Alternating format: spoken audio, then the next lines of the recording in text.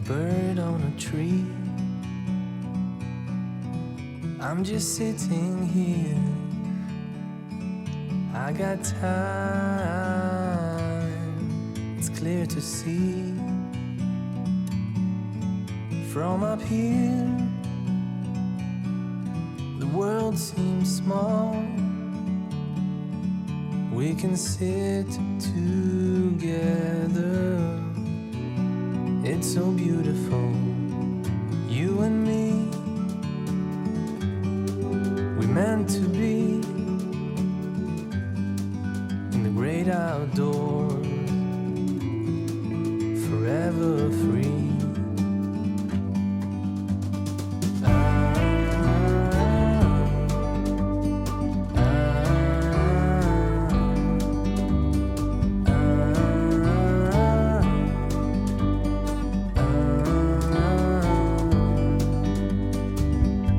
Sometimes you need to go and take a step back to see the truth around you. From a distance you can tell.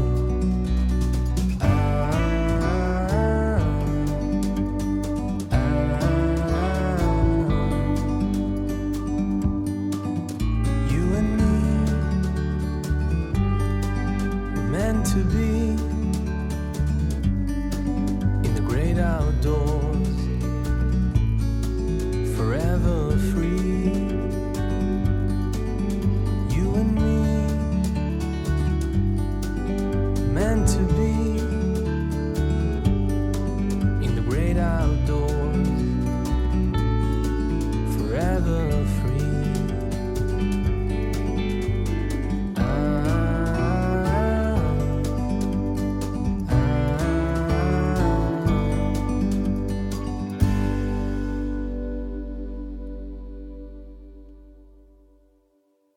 어버이 학교 시간이 돌아왔는데요.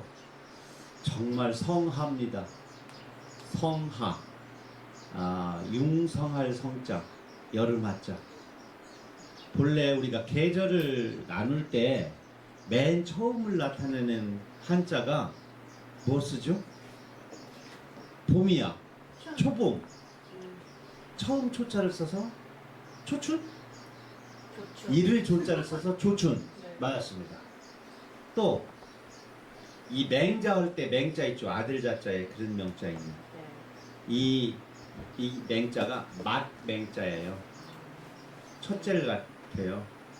그래서 맹자가 들어가는데 그 맹자가 들어가면 처음이란 뜻이에요.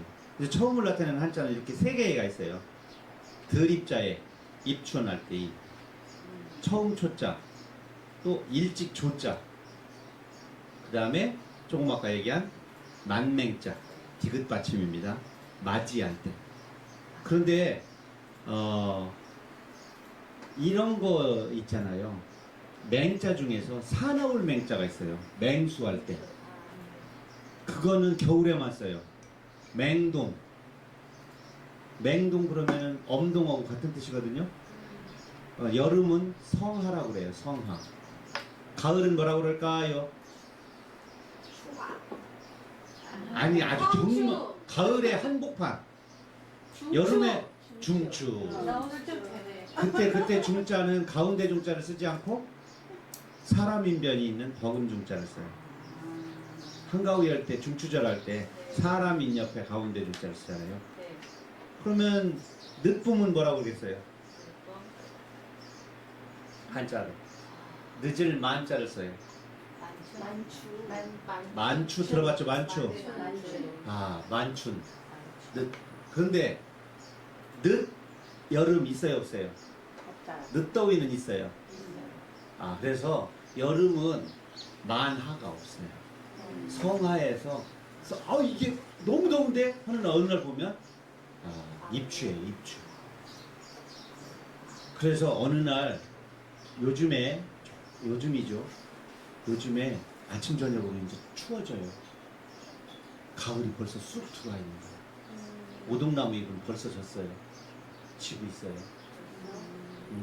너무 더워 하는 순간 가을은 쑥 들어와 있어요. 그게 여름의 특징이에요. 하여튼 지금 성함 올챙이 청개구리 올챙이 해서 청개구리 아주 애기 청개구리 앞쪽만하게 지금 뛰어다니고 있어요. 네. 정말 예쁘죠? 네, 화장실에 가고 싶어요. 엄마 아버지가 잘 가르쳤나 봐요. 화장실에 가면 많이 있어요, 그죠? 아니 저희 화장실이 네. 애들이 이렇게 한 마리씩 이렇게 댕기는데 어제 오늘 며칠 새에 정말 유명한 새끼 네. 애들이 나가지도 않고 거기가 좋은가 봐요. 아니 이제 화장실 거기에가 자기가 먹을 수 있는 가장 작은 것들이 그곳에 있는 거지. 불 껴놓고 그러니까 하루살이라든가 모기 유충이라든가 먹을 게 있으니까 그곳에 있는 거죠. 식탁이 안 차려진 자리에 걔들이 있겠어요. 하여튼 푸르르고 푸르르운 계절 어버이 학교를 시작하겠습니다. 이 어버이 학교는 이정록의 그 청소년 시집, 청춘 시집 이어서 하고 있는데 이제 아직 오지 않은 나에게로 들어갔습니다. 아직 것을 다 읽고 첫 번째 오늘 표를 보면 초중고생 희망 직업 순위 이렇게 돼 있어요. 우리가 다 알고 있는 것 같은데 이거 계속 변합니다. 변하는 것에 대해서 우리가 잘못 생각하면 무슨 네일 아트나 미용사가 의사를 앞질러? 이게 현재 아이들이 원하는 직업의 변화를 볼 수가 있어요. 그러면 교육의 방향도 바꿀 수가 있겠죠. 시대별로 직업의 귀천 이거 막 계속 바뀌고 있어요. 그래서 이거를 먼저 보는 이유는 그 다음 시가 모래알이라는 시가 있어서 시를 먼저 읽고 그 다음에 앞으로 가서 보도록 하겠습니다. 오늘의 첫 번째 낭낭한 목소리는 먼 길 오셔서 참석해 주신 우리 전진영 선생님께서 낭송해 주겠습니다. 모래알 이정록. 장래희망이 스타라고 말할 때마다 엄마는 피식 웃는다. 스타를 꿈꾸는 애들이 한강 모래알보다도 많다고 내 할 일이나 열심히 하란다. 아빠 꿈도 스타였지만 말년 병장으로 제대를 했단다. 답답한 마음에 모래알이나 세워보려고 버스를 갈아타고 한강에 갔다. 시멘트와 보도블록으로 덮여 있어서 한강 모래밭을 만날 수가 없었다. 모래알보다도 강아지와 자전거가 더 많았다. 나는 손쉽게 스타가 될 것 같다. 엄마는 역시 용기를 주는 사람이다. 오늘 할 일은 방송국 쪽으로 오래 건너다 보는 거다. 네. 아유, 잘 읽었습니다. 방송국 쪽을 오래 건너다 보는 것은 자기가 이곳이 갈 곳이야. 엄마가 야 한강 모래알보다 많아. 그리고 실제 가봤더니 길에 세멘트 아스팔트가 덮여 있어서 모래알이 안 보여. 한강 가보시면 알겠지만 요즘에 다 보도블록으로 덮여 있고요. 그리고 자전거 길 나 있고요. 그래가지고 풀숲으로 돼 있어요. 모래알 찾기가 어려워요. 다 제방으로 쌓여 있어서 모래가 그거 옛날처럼 백사장을 이루지 못해. 너 커서 무엇이 될래? 라고 어른들이 말할 때 그 무엇 속에는 어른들이 생각하는 가치관이 들어있어요. 어른들이 생각하는 어떤 사람은 바르고 똑똑하고 정직하고 남에게 희망을 주고 남에게 뿌듯함을 건네는 이런 걸 말하는 게 아니고 누가 봐도 저 아이 누가 키웠어? 라고 본인 칭찬받을 거. 내가 키웠어요. 이런 그 사회적 지위, 명성, 부, 명예가 높은 자리에 아이를 키운 자기 자신을 칭찬받고 싶어서 내 아들입니다. 내 딸입니다. 아유 교육 잘 시키셨네요. 이 말 들으려. 그래서 언제나 이런 질문을 해야 돼요. 행복하대요? 응? 보람이 있대요? 하는 일이 기쁘대요? 아침에 일어나면 설렌답니까? 이런 일. 아, 지긋지긋해. 또 월요일이 됐어. 라고 말하는 일은 살아생전 잠자는 시간, 밥 먹는 시간 빼놓고 일하는 시간을 스스로 지옥과 감옥에 가두는 일이잖아요. 그런데 그 지옥과 감옥이 아이가 원한 곳이 아니고 엄마나 아빠가 원한 곳이라면 어떻게 되겠어요? 엄마가 아빠가 자식을 감옥에 보낸 거예요. 누가 죄를 졌어요? 감옥에 갇힌 건 젊은 청춘인데 감옥으로 보낸 사람이 엄마 아빠의 오로지 욕망이라면. 그래서 요즘에는 어른들의 가치관이 좀 많이 변하고 있어요. 네가 행복한 일을 해. 이렇게 말해주는 어른들이 늘어나고 있는 건 희망적인 일입니다. 내가 살아보니까 엄마 아빠도 이러이러한 일을 할 때 기쁘더라. 그러니까 너는 혹시 일이 힘들 때라도 네가 기쁜 일을 함께 병행했으면 좋겠어. 그러니까 초등학교 5학년 때 놓았던 피아노, 체르니 절대 놓지 마. 엄마가 거기에다가 빨래 널지 않을게 이제부터. 바이엘까지 치고 집안에 있는 모든 피아노는 선반이 되어서 빨래를 채곡채곡.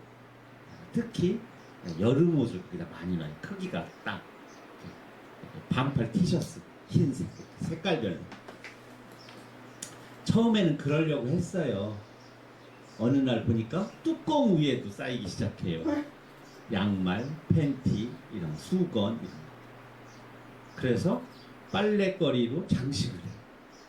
그곳이 사실은 행복이 나오고 집안에 노래가 나오는 아주 중심 위치에인데, 우리 모치지만 오늘 엄마 생일이니까 제가 노래 한 곡 해드릴게요 하고 옆에 케이크가 놓여지고 노래가 울려 퍼지는 자리여야 되는데 그걸 못해. 그거 어떻게 해야 돼요? 어렸을 때 배운 그 피아노 미술학원 보냈잖아요. 미술을 계속하게 해야지. 엄마 아빠하고 쬐끔했을 때 그 이마트나 롯데마트나 동네 슈퍼에서 경품으로 받은 메이드 인 차이나 배드민턴 채 있잖아요. 그거 지금 어디 갔나요? 그래 어렸을 때 그걸 같이 쳤잖아. 엄마가 한 번 치고 잘한다.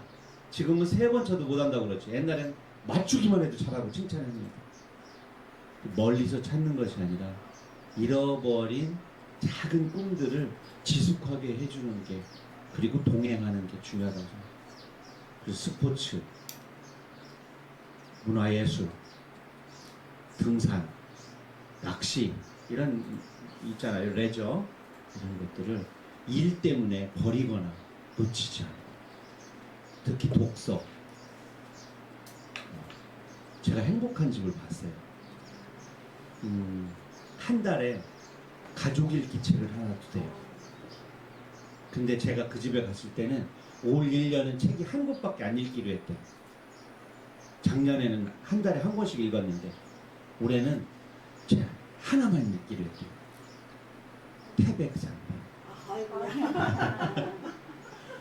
그리고 어느 그 날짜를 정해진 날은 무슨 일이 있더라도 와서 함께 토론을, 자기가 안 읽었으면 안 읽은 대로 온 가족이 하나의 책을 주제로 그렇게 한다고 그래요.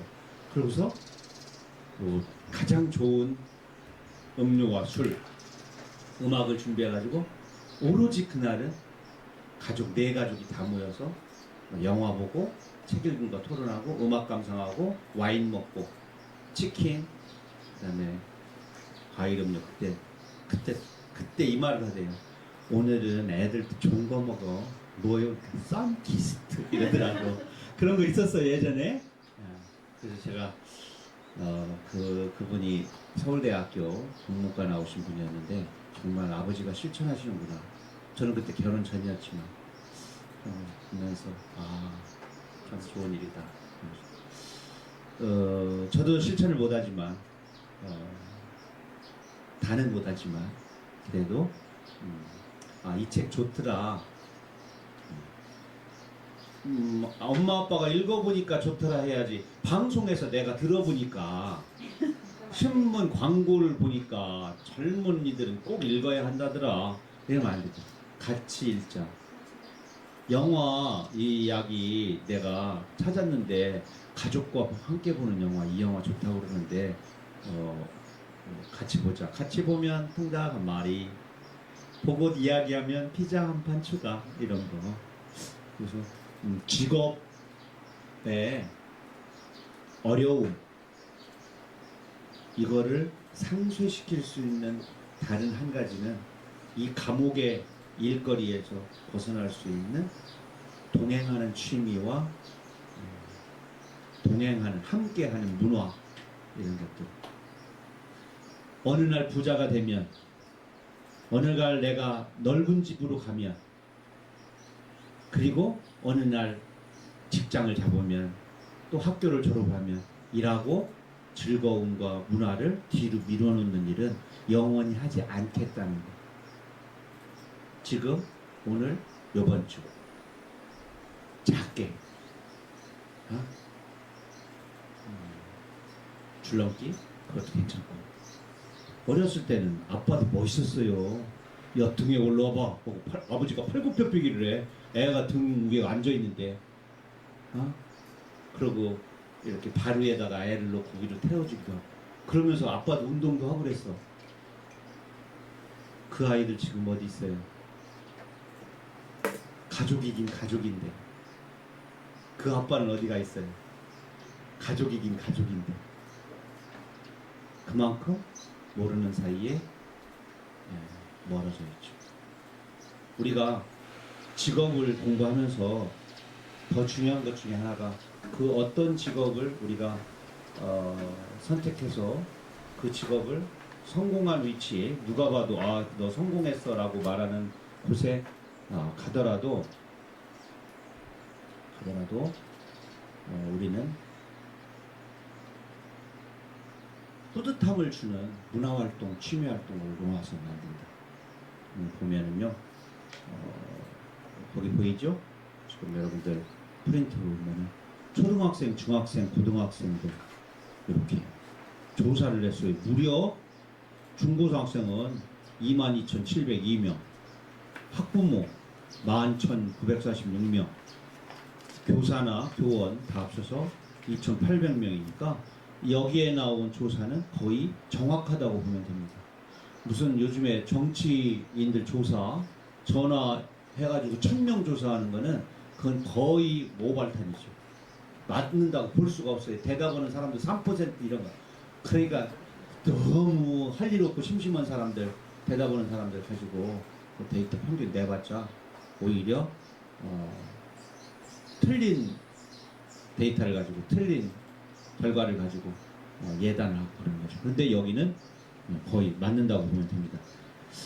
다만 이런 건 한 가지 있습니다. 초등학교, 중학교, 고등학생들이 경험할 수 있는 직업군이 그렇게 많지 않아요.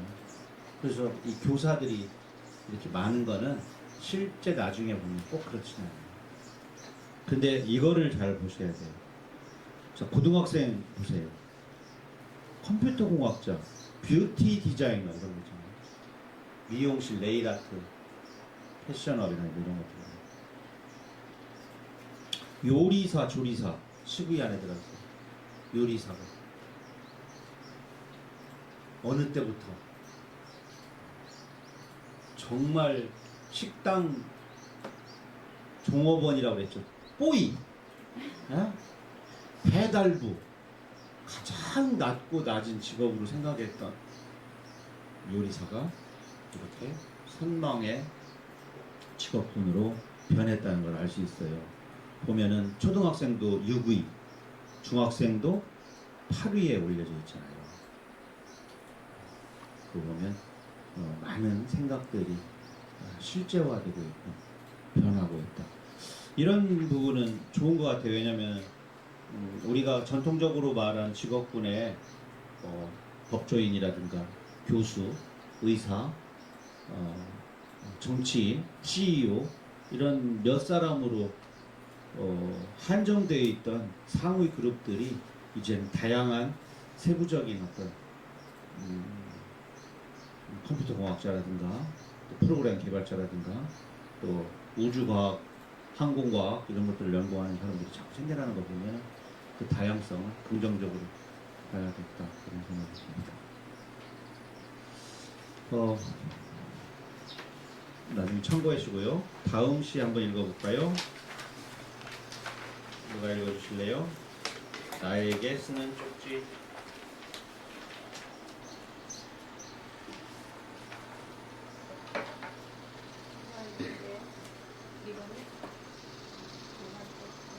나에게 쓰는 쪽지. 우물한 개구리가 되자. 우물한 개구리처럼 익기를 즐기자. 아무 목숨이나 잡아먹지 말자. 우물한 개구리처럼 차갑게 살자. 우물한 개구리처럼 푸른 하늘만 보자. 우물한 개구리처럼 별을 노래하자. 하늘에 대고 둥근 나팔을 불자. 꼭 하나 내 우물은 내가 파자. 별에서 가장 먼 깊은 우물이 되자. 그리고 옆으로 곁으로 우물을 잇대자. 모든 별이 다 들어올 수 있게 한 우물만 파자. 우주한 개구리가 되자. 자, 우물한 개구리에서 나중에 무슨 개구리가 돼요? 우주한 개구리. 야, 우리가 그러죠. 야이, 좀 우물안의 개구리야 이런 말 쓰죠. 사자성어 생각나요? 우물 속에서 하늘을 바라본다.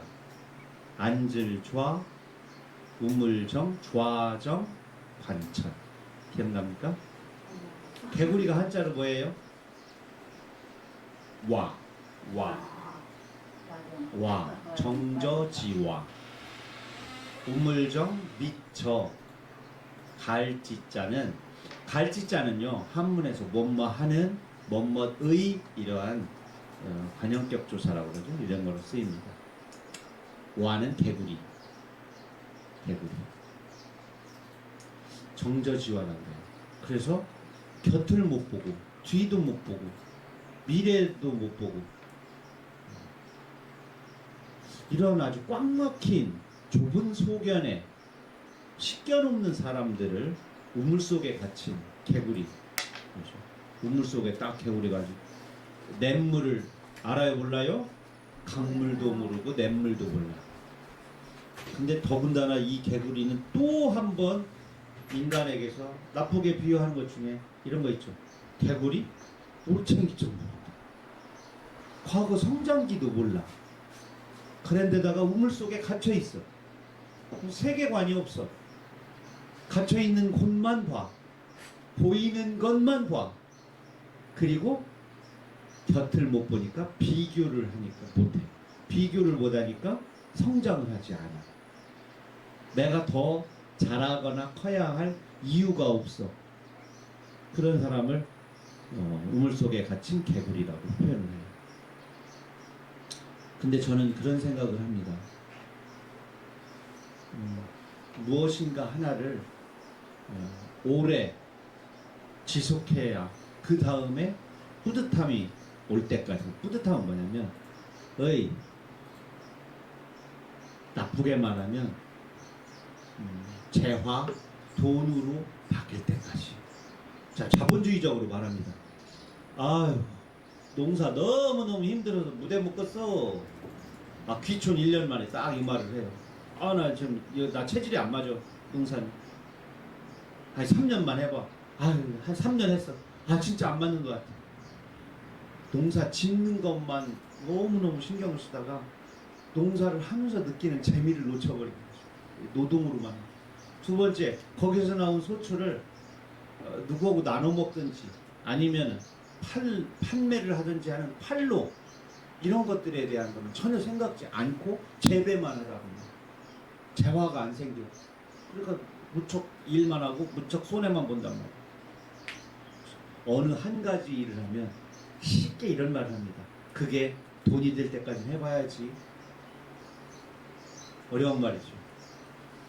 제가 예전에 글 얘기하면서 그런 얘기했죠. 제가 들은 신인 때 신경림 선생님한테 들은 말이 아직도 정말 오랫동안 가슴에 남는다. 이 선생님, 시는 돈이 안 됩니다. 그런데 시인은 돈이 됩니다. 그러므로 좋은 시인이 되세요. 좋은 시인이 되려면 어떻게 해야 돼요? 좋은 시를 써야 됩니다. 그럼 결론은 뭐예요? 좋은 시를 쓰는 좋은 시인이 되세요.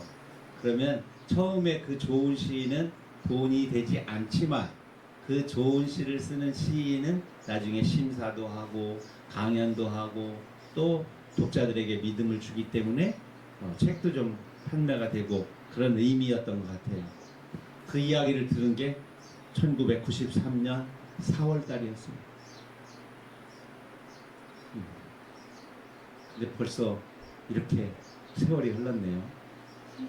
몇 년 지났나요? 30년이 흘렀네요. 그런데 좋은 시를 쓰는 좋은 시인은 못된 것 같고 그 말은 기억하고는 있습니다.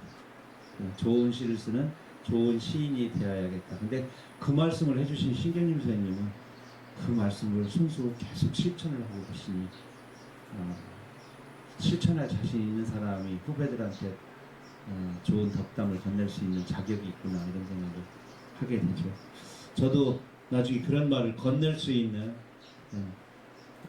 시인이 되었으면 좋겠는데 저한테 이 말을 건네실 때 그 선생님 때가 해서 40대 중후반이었거든요. 저는 그거보다 15년 정도 좀 나이를 더 먹었어요. 그러니까 지금 내가 내 후배들한테 야 좋은 시를 쓰는 좋은 시인이 되도록 하여라. 그러면 시는 돈이 안 되지만 시인은 돈이 된다는 말을 해줄 수 있을 만큼의 자격이 될까? 손이 두 개여서 겸손입니다. 겸손은 힘들다.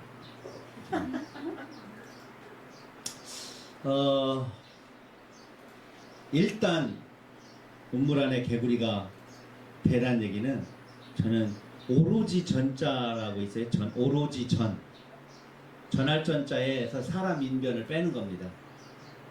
그 다음에 문자 그러면 전문가 그러죠? 전문대학 한자 그렇게 씁니다. 전문가에서 가자를 빼면 전문이 되죠. 근데 전문대학은 뭐냐면 오로지 한 가지의 프로를 만드는 거예요. 일반 종합대학하고 달리 3년이나 2년 정도 안에 그 기능에 대해서 확실하게 가르치게 되죠. 정말 전문대학이 한우물 파기입니다. 적어도 한우물을 파야 난 다음에 역우물로 가거나 그래야죠. 저는 그래서 한 가지 일을 10년 정도 더 오래 지속해서 다음 세대 그 다음 세대로 이어지는 가문의 어떤 일로 삼는 것도 매우 중요하다고 생각을 해서 아이들한테 그래요. 넓게 보는 것도 중요하죠. 근데 세밀하게 보는 것도 중요하잖아요. 나무도 중요하고 숲도 중요하다. 한자로는 넓게 보는 걸 이제 박이라고 그러고 세밀하게 보는 걸 정이라고 그럽니다. 넓게 보면서도 세밀하고 세밀하게 보면서도 넓게 보는.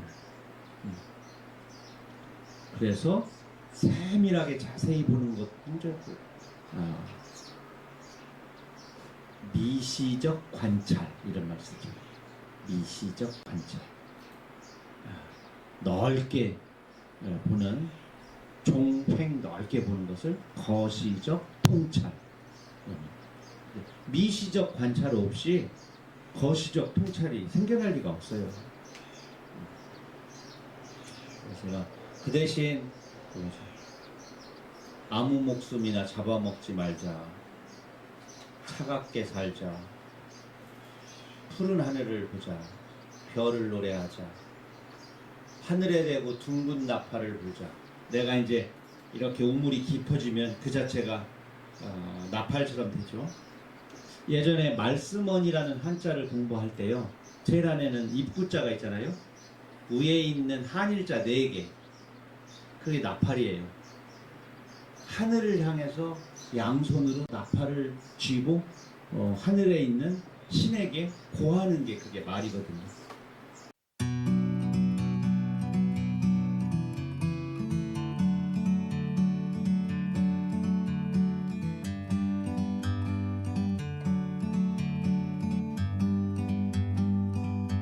Like a bird on a tree,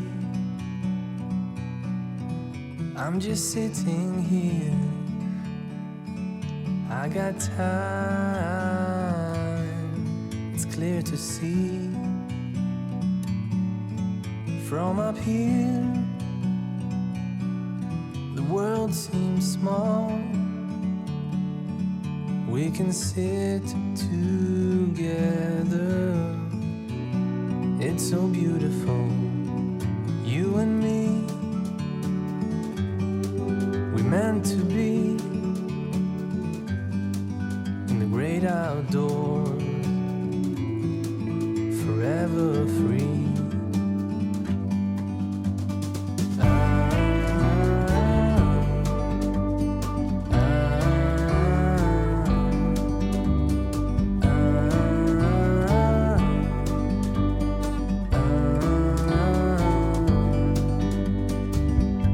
Sometimes you need to go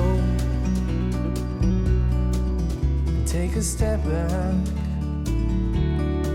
to see the truth around you. From a distance you can tell.